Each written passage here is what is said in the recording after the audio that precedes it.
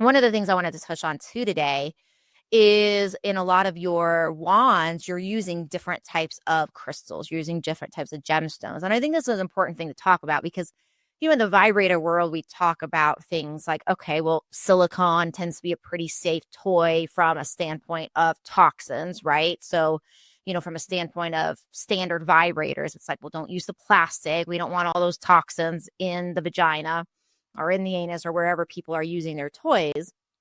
So we see that oftentimes from a toxin perspective with some of your standard vibrators.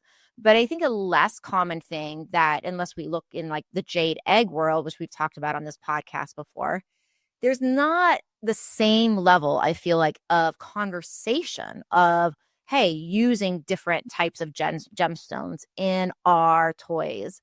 And so your wands are very, they're very unique that way. So what is it about these different gemstones that also aids in healing responses, and why might, women that are interested in this, why might a woman choose one particular gemstone to work with versus another? Can you tell us a little bit about that?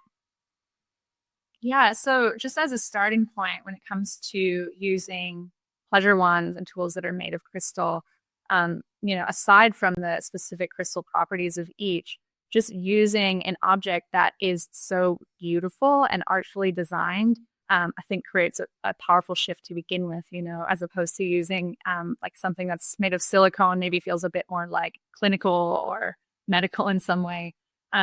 Using crystal or glass as well tends to feel quite artful and beautiful. And that in itself sets the tone for engaging with ourselves in a more intentional way that's more self-appreciative and self-honoring. But when it comes to the crystals, so I've got a few here. I'll spin them to the screen.